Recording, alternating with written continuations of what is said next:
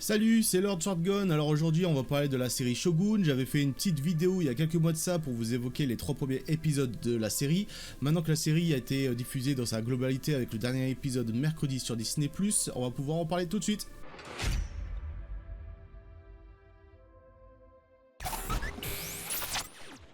Comme j'avais évoqué lors de ma précédente vidéo par rapport à certaines choses, par rapport à l'histoire, pour un peu plus se mettre dans le contexte de la série.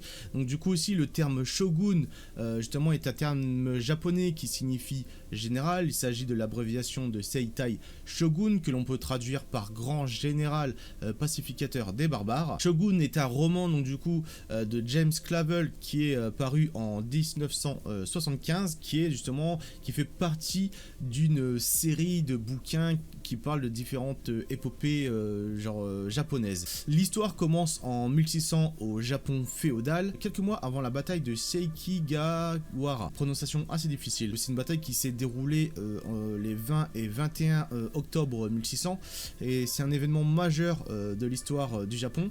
Elle marque en gros la fin de l'époque Sengoku et le début de l'époque d'Edo. Elle est d'ailleurs surnommée Tenka Wakame no Kaisen, la bataille qui décida de l'avenir du pays. Le sujet de l'histoire est l'ascension de Daimyo, donc du coup Toranaga, basé sur le vrai Ieyasu Tokugawa, vu à travers les yeux d'un marin anglais dont le personnage s'inspire de William Adams.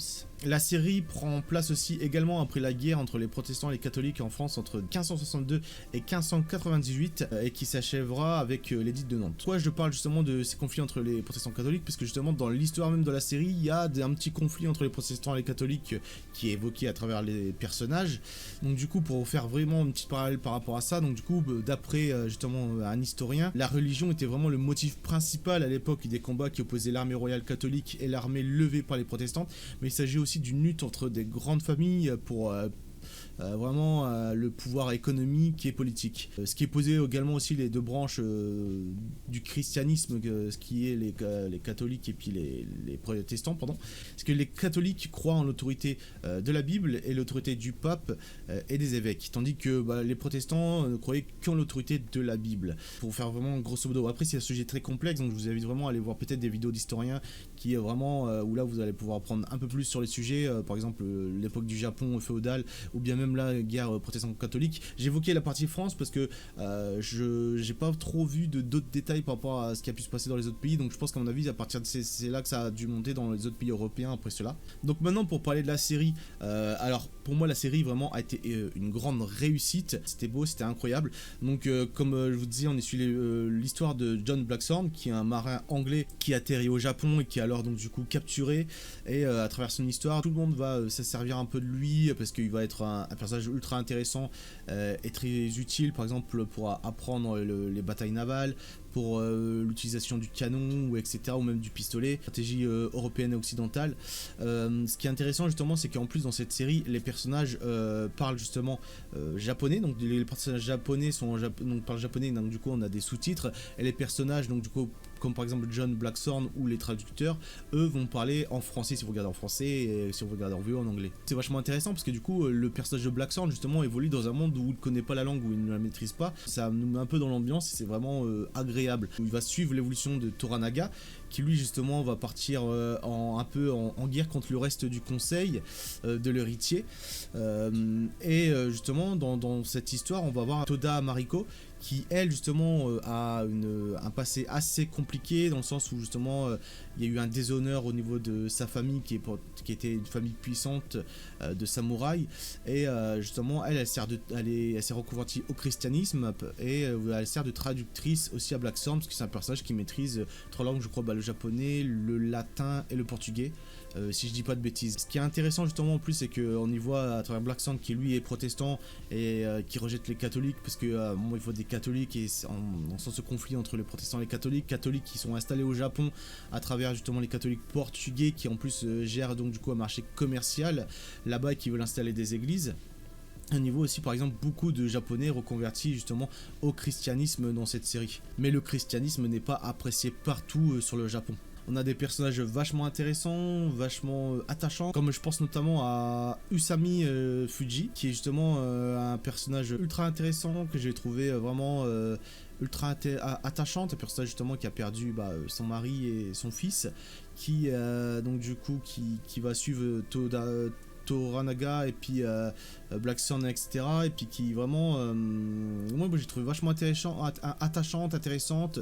Il y a des moments avec lesquels que j'évoquerai dans la partie spoil que j'ai vraiment trouvé vachement intéressant là-dessus. Des personnages comme Toranaga qui sont hyper bien joués, en même temps il est joué par Hiroyuki Sanada, qui est un acteur qu'on a pu voir dans 47 Ronin, qu'on a pu voir aussi dans dans John Wick, pardon, et dans d'autres œuvres. Je crois qu'il a joué aussi dans Bullet Train, mais j'ai un doute. C'était des personnages vraiment, j'ai trouvé très bien écrits. En fait, il y a vraiment une richesse aussi au niveau de cette histoire, parce qu'il y a beaucoup genre de trahison, un peu de mort brutale et de mort aussi inattendue. Il y a aussi sur ce côté vraiment, il n'y a pas de bon ou de mauvais. Je veux dire, c'est vraiment des personnages que même celui qu'on pense être dans le camp du bien, n'hésitera pas justement à sacrifier des personnes pour son objectif, parce que c'est vraiment ce culte du sacrifice un peu qui vivait à travers le Japon avant, où vraiment la mort est plus importante que la vie. On voit les personnages n'hésitent pas à se donner la mort. Ça ne les inquiète même pas de se donner la mort. Pour eux c'est quelque chose de grandiose, etc. C'est vraiment un culte qu'il y avait à l'époque, et donc du coup on le ressent beaucoup, et c'est beaucoup retranscrit à travers cette série. Il y a des scènes donc du coup vachement marquantes, genre des épisodes vachement marquants, comme je pense notamment par exemple à l'épisode 9, j'avais l'impression d'être au Game of Thrones, parce que généralement Game of Thrones l'épisode 9 c'était il se passait des dingueries, là genre vraiment c'était pareil. L'histoire était hyper bonne, les personnages ils étaient ultra bien travaillés, il y avait vraiment quelque chose autour vraiment genre aussi de la photographie, des plans, parce qu'il y avait vraiment des plans magnifiques. Je pense que notamment à un plan avec Toranaga qui est sur son cheval, avec un plan montagneux derrière, des couleurs, un paysage vraiment magnifique. Ça fait penser par exemple quand on jouait aux jeux vidéo Ghost of Tsushima, où là vraiment quand vous baladiez en cheval ou tout seul, vous étiez sur des plans et des choses magnifiques. Là c'est exactement pareil, tout comme par exemple les plans dans les villages de nuit, où tu avais le personnage qui sortait par exemple dans le jardin de sa maison, puis qu'il y avait la lune, il s'est fait des plans et des lumières et tout qui étaient super beaux. J'ai trouvé ça vachement agréable. On était vraiment parfois genre des tableaux de peinture quoi. La musique elle était encore une fois ultra bonne, vraiment j'ai beaucoup aimé la musique.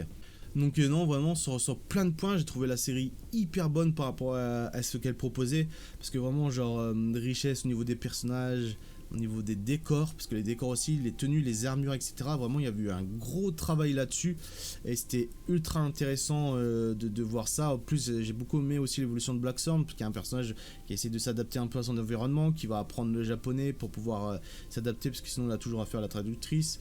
On a aussi des personnages qui évoluent petit à petit en étant en contact avec lui, qui apprennent, etc. Il y a aussi un peu parfois genre un choc des cultures entre les deux. Par exemple, lui, à un moment, il va suspendre un faisan pour faire un peu pourrir la viande, vraiment pour faire quelque chose, et les autres sont là en mode ça pue, c'est dégueulasse, etc. Donc vraiment il y a deux choses complètement différentes, et vraiment c'était c'est vraiment une série que j'ai trouvé hyper agréable à regarder. Même les effets spéciaux, au final les effets spéciaux, bon, ils étaient vachement convaincants. La ville, les plans de la grande ville mère étaient vraiment genre aussi impressionnants. Et non, vraiment, franchement, c'était vraiment une série, une grosse perle pour Disney+, quand même, parce qu'il n'y a pas énormément de séries de qualité sur Disney+. Donc là, avoir une perle comme ça, c'est quand même dommage que ce soit une mini-série, oui, parce que du coup, pour évoquer justement par rapport à une possible saison 2, qui ne sera pas forcément ce qu'elle est vue comme une mini-série. Donc du coup, pour évoquer un peu ce qui s'était dit par rapport genre à la série, j'ai vu un article de Télé Loisirs que je vais vous évoquer tout de suite, qui reprend en fait un article de The Hollywood Reporter. Donc dans l'article en fait en gros ils disent qu'il n'y aura pas de saison 2 de Shogun dans les médias. Justin Marks n'a cependant pas complètement fermé la porte à une éventuelle suite, mais il a tenu à indiquer que si cela devrait se produire, ce ne serait pas de sitôt. En gros il disait: vous savez, nous avons fait cette série il y a si longtemps en raison de la longue période de post-production, a-t-il révélé, précisant ensuite: ce n'est pas comme une série télévisée normale où à cette heure il serait déjà en train de travailler il serait déjà sur le tournage de la deuxième saison. Donc vraiment, faut sûrement pas s'attendre à une deuxième saison, ce qui est quand même dommage, parce que je pense qu'il y a plein de choses qu'on aurait peut-être voulu voir un peu supplémentaires, comment allaient évoluer les personnages, vers quelle direction ça allait aller. Ça aurait pu être vachement intéressant en tout cas. On va évoquer maintenant la partie spoiler, parce que j'ai des trucs à évoquer. Donc si vraiment vous n'avez pas regardé la série et que vous pensez peut-être la voir, bah n'hésitez pas donc du coup à quitter la vidéo pour pas vous faire spoil. Je vous conseille vraiment de la regarder, hein. C'est parce que vraiment elle est vraiment très très bonne, et si je devrais lui donner une note, ça serait vraiment un 10 pour moi. Pour ceux qui restent sur la vidéo, on se reprend tout de suite après la partie spoil, et pour le reste, je vous souhaite une bonne journée, une bonne soirée.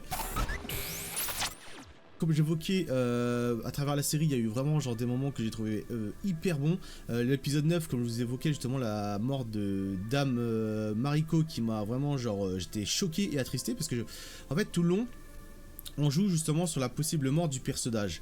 Je veux dire, elle arrive au moment où elle va se planter la lame. Bon, moi par exemple je savais qu'elle allait pas le faire, je savais qu'il allait avoir un moment, un truc qui allait arriver, que du coup ça allait empêcher cela.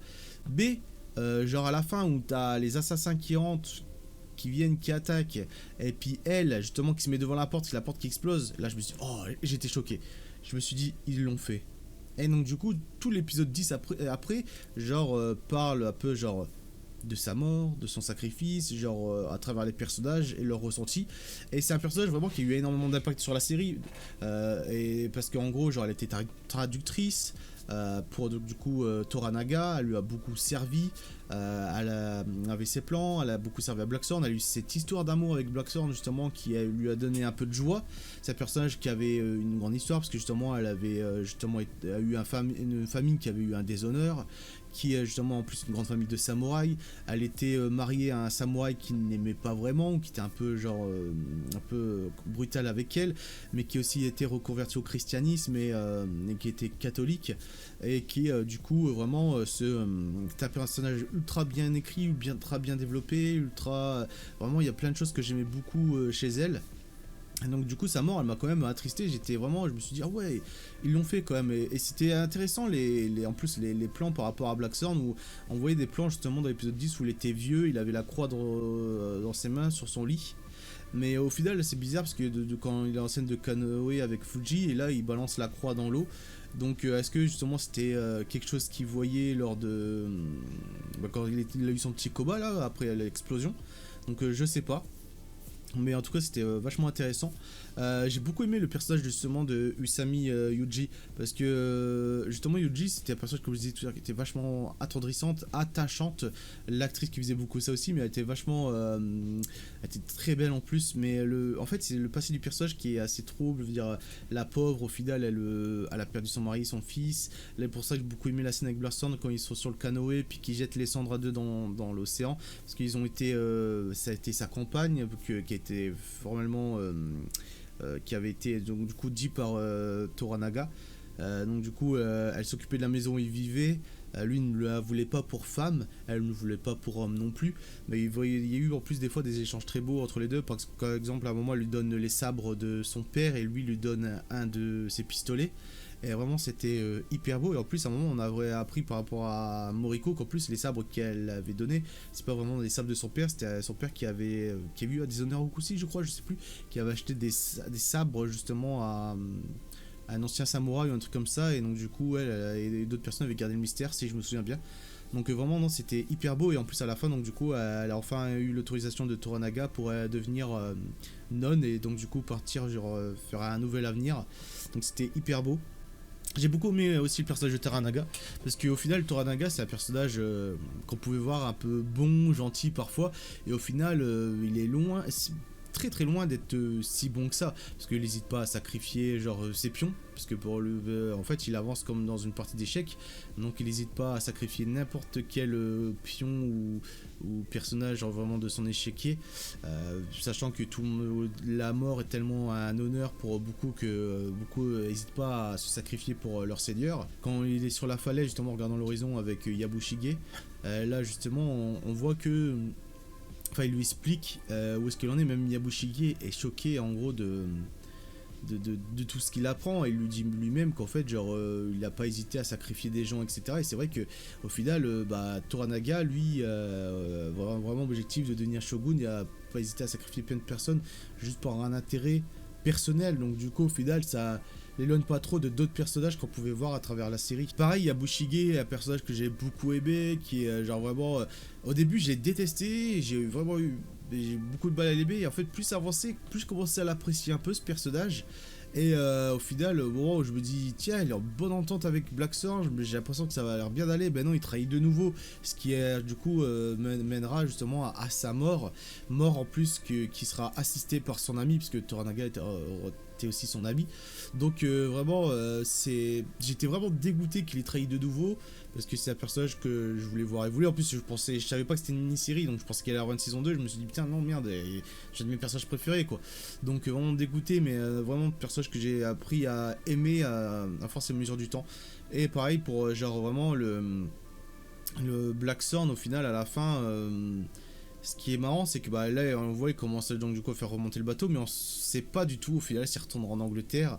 D'après Toranaga, quand en plus il parle de lui avec Yabushige, au final il évoque le fait qu'il est destiné à rester au Japon, qu'il quittera jamais le Japon. Donc c'est des petites questions comme ça qui resteront sans réponse, mais non, vraiment, en tout cas, c'était une super série. Il y a sûrement plein de choses que j'ai oublié d'évoquer, mais ce qui est plutôt dommage. Mais en tout cas, j'ai beaucoup aimé genre cette série par rapport à ce qu'elle proposait, hein, genre vraiment un peu la brutalité des choses, vraiment genre le destin tragique aussi des personnages, comme par exemple le fils de Toranaga qui glisse en combattant, qui glisse et qui se fracasse le crâne contre un rocher, la mort aussi là du jardinier qui avait choqué Black Sun, qui l'avait mis en colère, parce que justement Black Sun lui comprenait pas qu'on peut tuer quelqu'un comme ça, que la vie n'a pas d'importance, que la mort a plus d'importance. Et c'est vrai qu'en plus le jardinier qui était très gentil, en fait il est juste mort à cause de certains mots qu'avait pu dire justement Black Thorn, donc du coup ça l'avait beaucoup choqué. Et vraiment c'est vrai que c'était genre des points qui m'avaient choqué également, et qui vraiment c'est je comprenais la colère un peu genre de Black Thorn par rapport à ce moment là. Mais voilà, en tout cas, bah, c'était tout ce que j'avais à dire par rapport à la série. J'en ai déjà dit pas mal. J'avais certainement peut-être d'autres choses à évoquer, mais que j'ai un peu oublié. Mais voilà, en tout cas, bah, j'espère que peut-être un jour il y aura une saison 2, hein, qui sait. Après tout, c'est une petite perle pour Disney, pourquoi pas. Pour pouvoir peut-être développer certaines choses et puis voir quoi. Mais en tout cas, bah, c'était tout. Donc c'était Lord, je vous souhaite une bonne journée ou une bonne soirée. Et si vous n'êtes toujours pas abonné, bah, n'hésitez pas à vous abonner, à mettre un like et à activer la cloche. Ça fait toujours plaisir, mais surtout venez toujours commenter, parce que ça fait vraiment plaisir de voir vos commentaires. Voilà, tchuss.